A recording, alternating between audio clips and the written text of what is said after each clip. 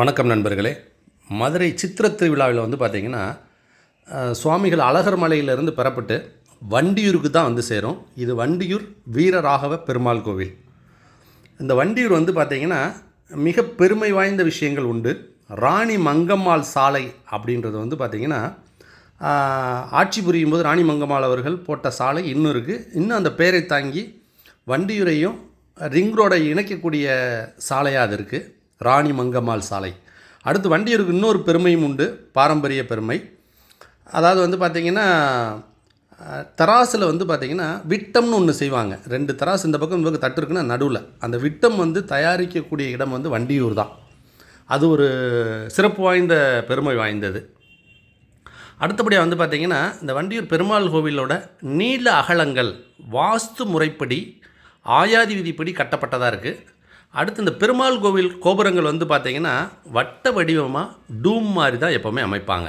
சிவன் கோயிலில் கூம்பா கோபுரமாக இருக்கும் உயரமாக. இது பார்த்திங்கன்னா டூம் மாதிரி வட்ட வடிவில் அமைக்கிறது இதோட பழக்கம். இது பார்த்திங்கன்னா ஆயாதி விதிகளில் முறைப்படி அமைக்கப்பட்டிருக்கு இதில். இப்போ இந்த கோவிலை பொறுத்த வரைக்கும் பார்த்திங்கன்னா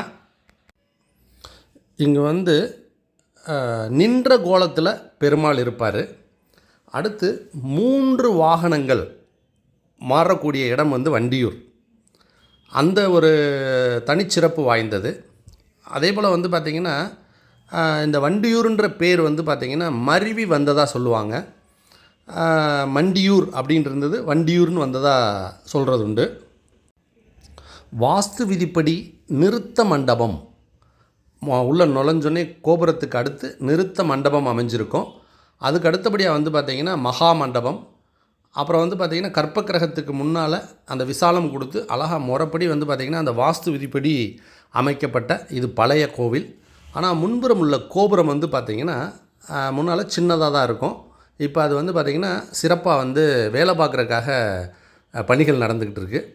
எப்படியும் இப்போ 2024 மே மாதம் ஏப்ரல் மாதம் நடக்கக்கூடிய இந்த திருவிழாவில் இப்போ கோபுர வேலை நடந்துகிட்ருக்கு. இதை அடுத்த வருஷம் 2025 மேலே முழுமையாக பூர்த்தி அடைந்த கோபுரத்தை நம்ம பார்க்க முடியும். அடுத்து இந்த பெருமாள் கோயிலில் பார்த்திங்கன்னா கொடிமரம் இருக்காது. ஏன் கொடிமரம் இருக்காது அப்படின்னா பார்த்திங்கன்னா பொதுவாக உற்சவர் வைத்து சாமி வெளியில் வந்தால் தான் அந்த மாதிரி இது கொடிமரங்கள் வைக்கிற பழக்கம் இருக்குது. அதனால் இங்கே உற்சவர் இல்லாதனால கொடிமரம் அங்கே இருக்காது. இங்கே பார்த்திங்கன்னா வரக்கூடிய பக்தர்களுக்கு அன்னதானங்கள் வரிசையாக நடந்துகிட்ருக்கும். அவ்வளோ பேருக்கு சாப்பாட்டுக்கான வசதி, அங்கங்கே நீர்மோர், ஒரு விசிறி கூட நிறைய கிஃப்ட் கொடுப்பாங்க. இங்கே பார்த்திங்கன்னா அந்த மக்களுக்கு அவ்வளவு சேவை நடக்கும் அழகரோடு சேர்ந்து. இதில் பார்த்திங்கன்னா நைட்டு இரவு தான் அழகர் குதிரை வாகனத்தில் வருவார். வைகை ஆற்றில் இறங்கின அழகர் பார்த்திங்கன்னா அதே குதிரை வாகனத்தில் இங்கே இரவு வர்றதுக்கு பார்த்திங்கன்னா கிராஸ் பண்ணி வர்றதுக்கு ஒரு 1 மணி 2 மணி ஆயிரும்.